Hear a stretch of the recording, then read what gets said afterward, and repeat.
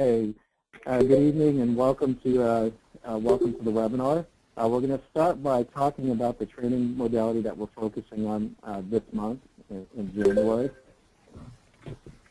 So some of you have already heard this, but our focus this month is on band training.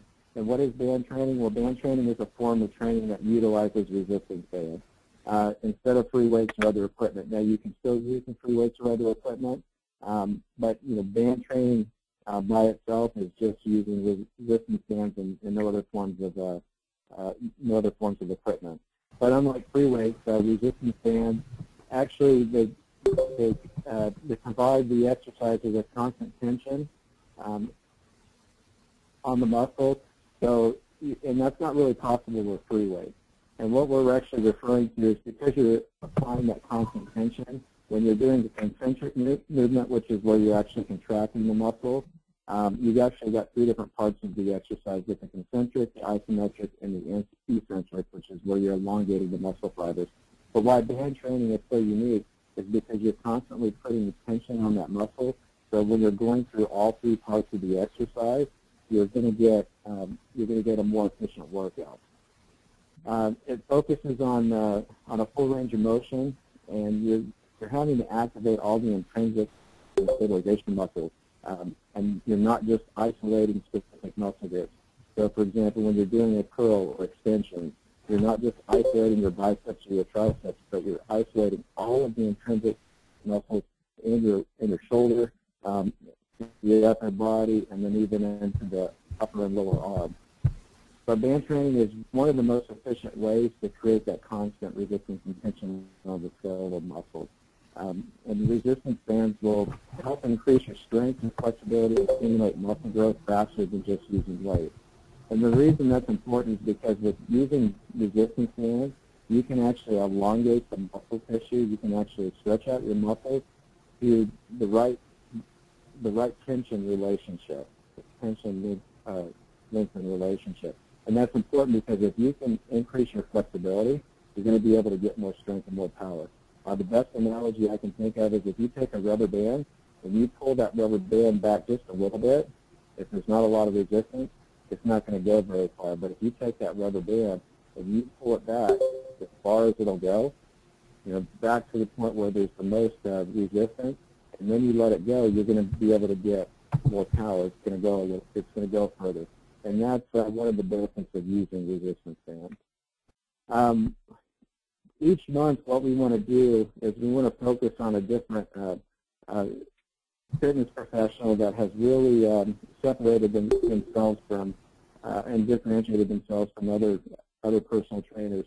I had the opportunity to meet the band man, Dave Schmidt, about 2 years ago. I went to a workshop and he was one of the presenters, and I was able to sit down and talk with him in quite some detail, and I was really impressed with everything that he's been able to accomplish. In fact, his whole training system is just revolved around resistance bands, and he's been highly successful. But I would encourage you to go to his website, which is www.resistancebandtraining.com to learn more. But he's got some great videos. In fact, the workout that we're doing on Fridays is we've modified it so that we take into consideration any posture deviances or motor dysfunction. But we actually were able to take a lot of his ideas from the Spartacus workouts and incorporate them into our Friday workout routine. And so, if you're just participating in the 21-day detox, I still encourage you to go to his website. But just one piece of with just one resistance band. If you ever travel or you're looking for something to do at home, he has some great exercises and resources that you should take into consideration. So moving on, we're going to talk about the 21-day detox challenge. The detox obviously started yesterday, January 17th. If you're getting started today or if you're starting tomorrow, that's not a problem. But it's going to run through February 7th, so if you're participating in the challenge and you want to be eligible for the $210 gift card, make sure that you weigh in on Saturday, February 7th. So I'm going to go ahead and turn the time over to Karina. She's going to talk about some of the things that are critically important to take into consideration during the 21-day detox. So Karina, go ahead and take it away for us. Okay. Hi, guys. How's everyone doing? Good. Thank y'all so much for joining. Thank y'all for joining. Michael, I'm so glad you mentioned that they can still get on board with the 21-day detox. We had several people asking that today. Can I still be a part of it? Absolutely. So if you haven't already signed up, please do so. So why are we asking you and telling you that you should detox? Well, this is very alarming, but since the 1970s, we've actually introduced over 70,000 toxins, like new toxins and impurities in the form of chemicals, plastics, metals, and pollutants. And we are exposed to those every single day, whether it's breathing the air, the things that we touch, the fabric softener that we use in our every day in the dryer, all of those things we're exposed to them, and they get into our bodies. So the goal isn't necessarily weight loss when it comes to this detox. The goal is to improve your health and identify the underlying causes of the things and the reasons that why you may be overweight. We want to decrease the toxicity and inflammation, and then weight loss is just simply a side effect of your body getting back to where it needs to be. It happens just naturally. It's not a struggle for your body. Some of the sources of toxicity in your life may be addictive habits such as coffee, sugar, alcohol, processed food, fast food, junk food, trans fats, high fructose corn syrup, and things that really contribute to inflammation or food allergens like gluten, dairy, soy, and corn, and bad fats and alcohol. Those are just some of the things that we're sort of getting rid of. And if you look at this list of things that you're are getting rid of, we see them every day. So what we're going to focus on during this detox is stabilizing your blood sugar. Glycogen is your body's preferred source of fuel. It's what it really wants to use for fuel. If you have stable blood sugar, your body is in a balanced state, and it protects the lean muscle and eliminates cravings, and you have good energy. If you have too many calories or carbs per meal, your blood sugar spikes, and your body stores fat. And then if you skip meals or you restrict your calories too much, your blood sugar drops, your body holds on to fat and burns muscle. You have those terrible cravings you really can't control. So we want to try to keep your body right in the middle with a stable blood sugar so it protects all the muscle that you're building. All right, so what are the three most important hormones when it comes to your blood sugar, your insulin, and your cortisol? And those need to all be in balance. If you have too much or too little of any of those, then your body's not functioning at its optimum level. When your blood sugar is stable, your fat is absorbed into your bloodstream, and it's going to be able to be used for energy, and your body is able to protect that muscle that you put on when you've been working out with it. If your blood sugar is not stable, this is not what's happening. So your body is actually going to be eating up the muscle and storing the fat. So it's critical that we keep your blood sugar stable. So when we detox, we're going to lose the bloat. Step 1, that's the foods that cause bloating. Step 2, we're going to add the clean foods, and you're, of course, going to use a supplement to cleanse. And then step 3, flush the toxins with water. And then, Michael, I am going to give it back over to you. You pick up here. Great, thank you, Karina. So, the three most important steps are making sure you cut, clean, and flush. So, what food should you actually cut out? And even if you're not following the 21-day detox, this is a really good place to start. You can just cut out some of these foods and really start seeing results. But what to cut out? Well, grain, sugar, alcohol, caffeine, legumes, dairy, food additives, and protein powder. Now we're going to talk about the different levels and how you can actually modify the detox to fit your lifestyle. But these are really the things that you want to look at eliminating. So what clean food should you be eating? Well, we should all be eating more fruits and vegetables, at least 6 to 8 servings every day. Fruit, now during the detox, it's 2 to 3 servings, and maybe 1 to 3 depending on the level. But during the 21 days, fat is really your friend. Fat helps with satiety. It's going to help you feel full. So that way you don't have a tendency to overeat. You want to make sure you're eating quality protein. And beverages, ideally you would be drinking water, but if you need some caffeine, you can, of course, drink herbal teas or green tea. And then seasoning, if you can, please mute your phone for me. please mute your phone. But it's our seasonings, all fresh and dried, full of ground herbs and spices, and then low-sodium organic chicken, beef, or vegetable broth, and then black and white pepper, salsa, or sea salt. So here's what the difference is between levels. So if you've never done a detox program before, obviously we would like you to start at level 1. And that means that you're just going to exclude the items that we mentioned and white potatoes, peanuts and white potatoes. If you're following the intermediate or level 2 program, you're going to eliminate the same things, but the things that we're going to include are the green apples, the green tip bananas for fruit, and then limit your squashes, beets, pumpkins, and other starchy carbohydrates to about 1 cup a day.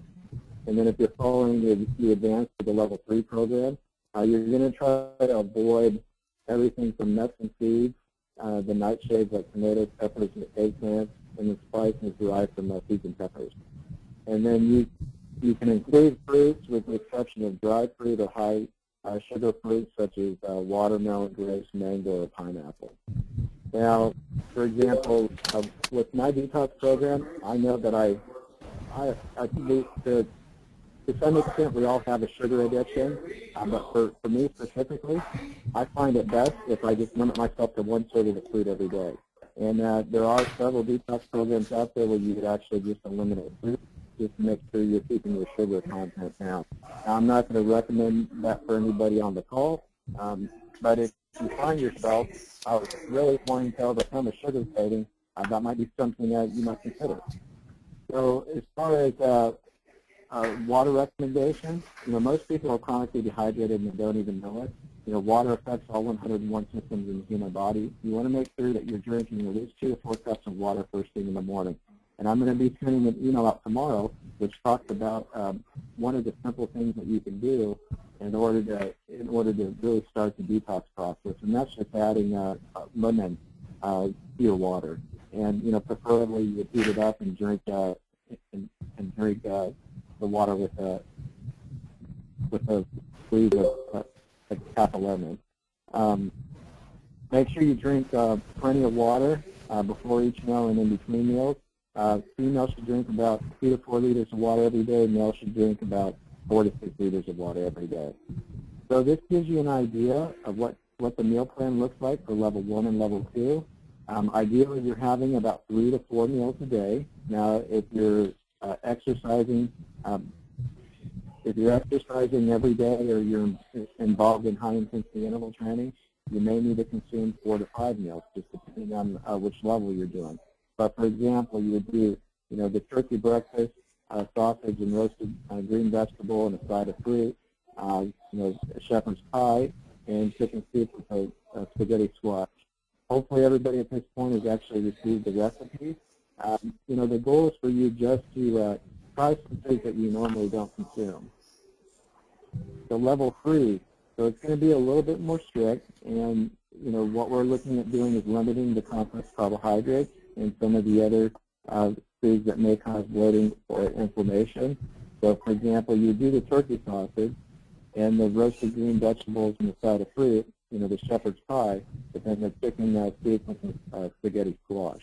So we're looking at limiting some of our complex carbohydrates. And this just gives you an example of how you would structure your meal plan for the day.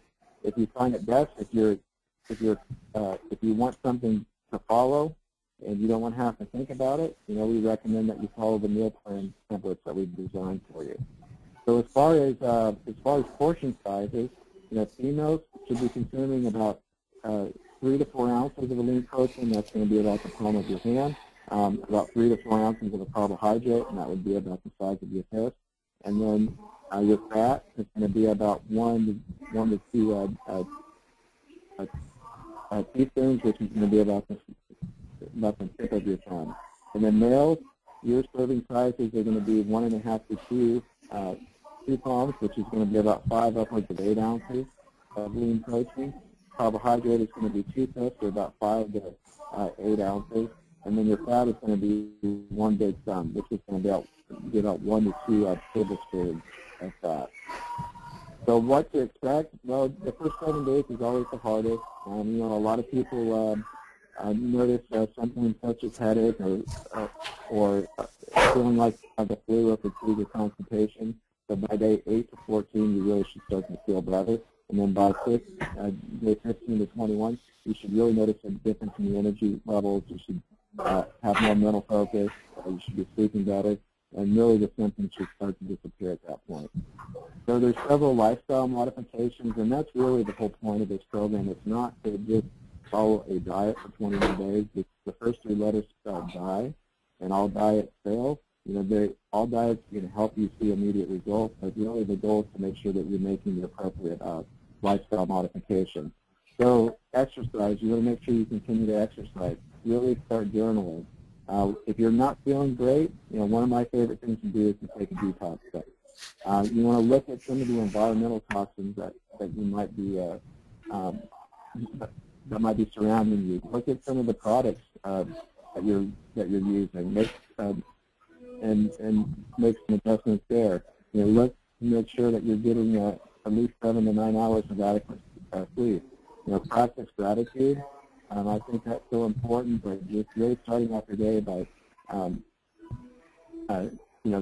thinking about the things that you're thankful for can really impact how you perceive your day. And then we've also given you some tips as far as dining out and travel. But to keep it really simplistic, if you're eating out, just think about eating your lean protein, which is going to have some fat, and then your complex carbohydrate. So that would be a boneless, skinless chicken breast and some veggies. And it's really that simple. So what we want you to do now is we want you to make sure that you start filling out the symptom spreadsheet.